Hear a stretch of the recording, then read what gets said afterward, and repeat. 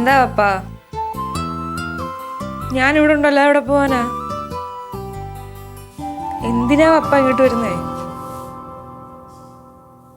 എന്നെ കാണാൻ വേണ്ടി ഇങ്ങോട്ട് വരണമെന്നില്ല. ഒന്നാമത് പപ്പ ഇങ്ങോട്ട് വരുന്ന ഇവിടെ ആർക്കും ഇഷ്ടപ്പെടുന്നില്ല. രാവിലെ പപ്പയ്ക്ക് വേറെ ഒരു പണിയില്ലേ? എന്നാ പിന്നെ അത് നടക്കട്ടെ. ശരി എന്നാ. നീ എന്താ പപ്പയെടുത്ത് പറഞ്ഞത്? പപ്പ ഇവിടെ വരണമെന്ന് ഇഷ്ടപ്പെടണല്ലോ. എങ്ങനെ ഇഷ്ടപ്പെടും? അതിന് ഇഷ്ടപ്പെടാൻ മാത്രം പപ്പ ഇവിടെ എന്താ കാണിച്ചു കൂട്ടിയുള്ളത്? ഒരു ചെക്ക് കൊണ്ടുവന്നിട്ട് നീ ഇവിടെ കൊണ്ടുപോകാൻ നോക്കിയതാ? അതൊക്കെ മമ്മി പറഞ്ഞ് ചെയ്യിപ്പിച്ചാന്ന് പറഞ്ഞിട്ട് നിനക്ക് മനസ്സിലാവുന്നില്ലേ? ഇന്നലെ തന്നെ പപ്പ എന്തൊക്കെ സാധനം കൊണ്ടുവന്നു, നിനക്കൊന്നും പിടിച്ചില്ലല്ലോ. നീ ഇപ്പോഴാ കാര്യം വിട്ടില്ലേ? അയ്യേ, അങ്ങനെ നിസാരമായിട്ട് കളയാൻ പറ്റുന്ന രീതിയിലല്ലല്ലോ വിഷ്ണു ഇന്നലെ എന്നോട് പെരുമാറിയത്. നീ ഒരു കാര്യം ചെയ്യ്, നീ അടുക്കളയിലോട്ടോ. നിന്റെ മൂഡ് ശരിയല്ല. അപ്പോ അടുക്കളയിൽ പോയോ? എടി പണിയെടുപ്പിക്കാനല്ല, നിന്റെ മൂഡൊക്കെ ഒന്ന് ചേഞ്ച് ആയിക്കോട്ടെ എന്ന് വിചാരിച്ച് വെറുതെ കയറി ഇരിക്കണ്ടല്ലോ. അടുക്കളയിലോട്ട് പോ. ഈ മൂഡിൽ ഇപ്പൊ അങ്ങോട്ട് പോയാൽ നല്ല രസമായിരിക്കും. എന്നാ പിന്നെ നീ ഇവിടെ കയറിയിരിക്കും. പിന്നെ ദൈവം ചെയ്ത് പപ്പ എടുത്ത് ഇങ്ങോട്ട് വരില്ലെന്ന് പറഞ്ഞു. അടുത്ത സീൻ എന്തിനാ വെറുതെ ഉണ്ടാക്കണേ? അതിനിപ്പോ എന്തൊക്കെ ചെയ്താലും പപ്പ എന്നെ കാണാൻ വരും. ഞാൻ വിലക്കിയാലും വരും. എടി വെറുതെ പ്രശ്നം ഉണ്ടാക്കല്ലേ. ഒന്നാമത് അച്ഛനൊന്നും കാണാണ്ട് നമുക്ക് എല്ലാവർക്കും ഇവിടെ പ്രാന്ത് പിടിച്ചിരിക്കും. മനസ്സിലാക്ക്. വിഷ്ണുവിന്റെ അച്ഛൻ കാണിച്ചു കൂട്ടുന്നതിന് ഒന്നും ഒരു കുഴപ്പമില്ലല്ലേ? എന്റെ പപ്പ കാണിക്കുന്ന കുഴപ്പം. താരതമ്യം തുടങ്ങിയല്ലേ വീട്ടുകാർ തമ്മില്. അതെ, പപ്പ സ്റ്റഡീസ് ഒക്കെ കഴിഞ്ഞ് ഫാമിലി ബിസിനസ് നോക്കാൻ ബാംഗ്ലൂരും മുംബൈയിലും ഒക്കെ ആയിരുന്നു. പപ്പയുടെ തല മൊത്തം ബിസിനസ്സാ. അതാ പപ്പയുടെ ലാംഗ്വേജ് ഒക്കെ ഇങ്ങനെ. അതിനല്ലേ നിങ്ങളെല്ലാരും കൂടി ഇങ്ങനെ പരിഹസിക്കുന്നേ? അനി ഞാനൊന്നും പറയുന്നില്ലല്ലോ.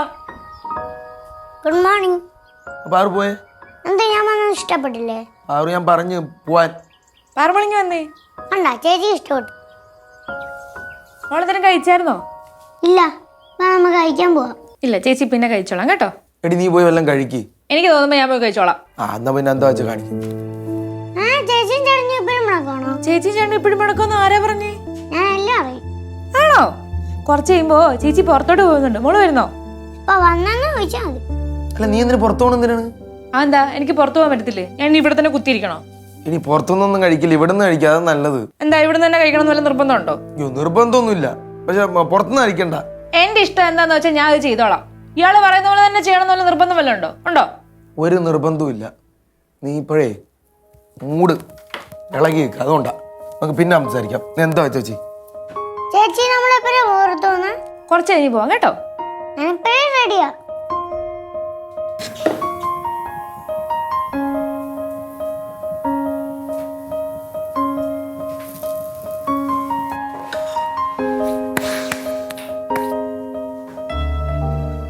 എന്താടാ ദോശ ഉണ്ട്, നിനക്കൊരു സന്തോഷമില്ലാത്ത?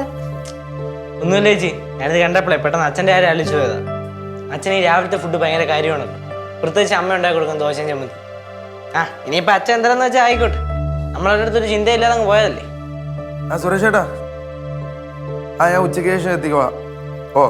പിന്നെ MG റോഡ് നമ്മുടെ അവിടെ ഒരു സ്ഥാപനത്തിൽ കയറണേ. വിട്ടുപോലെ. ശരി ശരി, ഓക്കെ.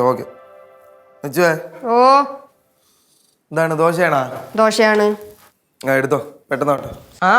ഇവിടെ ഒരാളുടെ കല്യാണം കഴിഞ്ഞതിന് ശേഷം ഇതുവരെയായിട്ടും തികച്ചും ഒരു ദിവസം ഓഫീസിൽ പോയിട്ടില്ല. ഒന്നെങ്കിൽ രാവിലെ മുതൽ ഉച്ച വരെ, അല്ലെങ്കിൽ ഉച്ച കഴിഞ്ഞ് അങ്ങോട്ട്. എന്തൊക്കെ സംഭവിച്ചാലും മാക്സിമം 3 മണി അല്ലെങ്കിൽ 4 മണി അതിന് മുമ്പ് വീട്ടിൽ എത്തും. അത് പിന്നെ അങ്ങനെയല്ലേ വരുള്ളൂ. പ്രാണസഖിയുടെ മുഖം ഓർമ്മ വന്നാലേ ചേട്ടൻ പറന്ന് നിങ്ങൾ എത്തൂലേ. ദോശ ഉണ്ടാക്കുക. കറി എന്തുവാ? ചമ്മന്തി. ചേച്ചി പെട്ടെന്നുണ്ടായി കൊടു. ഭാര്യക്ക് വിശക്കുന്നുണ്ടാവും. റൂമിൽ കൊണ്ടു കൊടുക്കാനല്ലേ സാറേ? ഭാര്യ പറഞ്ഞാണ്, വിഷ്ണു എനിക്ക് വിശക്കുന്നു, പെട്ടെന്ന് ഫുഡ് കൊണ്ടുവരും. അതായിരിക്കും ഓടി വന്നത്. ഒന്ന് പോടാർക്കാ, നീ എനിക്ക് വിശക്കണ്. അല്ല ചേട്ടൻ കഴിച്ചിട്ട് കൊണ്ടുപോയാലും മതി. അമ്മ എവിടെ? അമ്മ പുറകിലുണ്ട്. ഇപ്പൊ പറഞ്ഞ പോലെ ഭാര്യമാരെ അടുക്കളയിലേക്ക് കയറ്റുന്ന കാലമല്ലല്ലോ അല്ലേ? ശരി, അത് മോശം തന്നെ. പ്രത്യേകിച്ച് കൊച്ചു കാശുള്ള വീട്ടിലേയും കൂടെ ആവുമ്പോ ഒരിക്കലും കയറ്റരുത്. ഇങ്ങനെ തന്നെ വേണം. എന്താടാ കുറെ നേരം ചൊറിഞ്ഞുകൊണ്ട് സംസാരിക്കണം? വേണ്ടെന്ന് പറഞ്ഞ് വിട്ടോളുമ്പോ എന്റെ ഭാര്യ പൈസക്കാരിയാണ്. ഞാൻ എന്ത് ചെയ്യണം? അടിച്ച് പല്ലളക്കും. എന്താടാ നിനക്ക് രാവിലെ തുടങ്ങിയ അടുക്കളാങ്കം പഴയതുപോലെ? ഈ ചേട്ടനാണ് ചുമ്മാ ഒരു കാര്യമില്ലാതെ പറഞ്ഞോണ്ട് വരുന്നത്. ഭർത്താവായന്റെ ജാട കാണിക്കുകയാണല്ലേ? ഈ ചർക്കര നിനക്കെന്താണ്? നിനക്ക് മിണ്ടാതിരുന്നൂടെ? ഇപ്പൊ നമ്മളും ഉണ്ടായിരിക്കണം. കാണിക്കാനുള്ള മൊത്തം കാണിച്ചു കൂട്ടി. ഇപ്പൊ ലാസ്റ്റ് അച്ഛൻ വീടിന് പുറത്തിറങ്ങി പോയി. അവിടെ ഇവിടെ കറങ്ങി നടക്കാം. പഠിക്ക്. ആരോട് യുദ്ധം ചെയ്യാന്ന് പറഞ്ഞ നടക്കണം അവൻ. ഞാൻ പഠിച്ചോളാം. ഇപ്പൊ എല്ലാരും ഭാര്യയുടെയും ഭർത്താവിന്റെയും സൈഡായല്ലേ?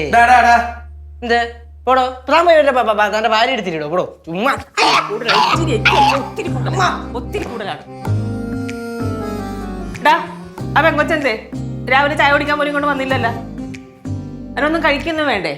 അമ്മ ആഹാരം ആവശ്യമുള്ളവർ വന്ന് കഴിച്ചോളൂ. ആരാവശ്യമുള്ളവർ വന്ന് കഴിച്ചോളൂ എന്നാ ഡെറക്ക. ഒന്നാമത് കാശൊക്കെയുള്ള വീട്ടിലെ കൊച്ചാണ്. അവരുടെ വീട്ടുകാർ പറയണത് നമ്മൾ പട്ടിണി പാവങ്ങളാണെന്നാണ്. നമ്മളൊന്നും കൊടുക്കാതെ അതൊരു കോലം ആയെന്ന് അവരുടെ വീട്ടുകാർ പറയുള്ളൂ. പോയി വിളിച്ചോണ്ടാ വല്ലതും കഴിക്കട്ടെ കൊച്ചി. അതിപ്പോ ഏത് കോലമായാലും അവരങ്ങനെ പറയുള്ളൂ. അറിയാല എനിക്ക് വല്ല ദോശ കഴിക്കാൻ കഴിയും. ആഹാ ആ കൊച്ചു കഴിക്കാണ്ട് നീ കഴിക്കണ്ട ഇവിടുന്ന്. ആണാ? ആ അന്ന് ആദ്യം മരുമകൾക്ക് കൊടുക്കുക, എന്നിട്ട് എനിക്ക് തന്നാ മതി. എനിക്ക് വേണ്ട. ഇടയ്ക്ക് ഇങ്ങോട്ട് വാ. ഇതിന് എന്ത് സ്വഭാവമാണത്? ഇന്നലെ അവർ തമ്മിൽ പ്രശ്നം ഉണ്ടായില്ലേ, അതിന്റെ ബാക്കിയായിരിക്കും. നീ 2 ദോശയും എടുക്ക്. എന്നാ പ്ലേറ്റ്.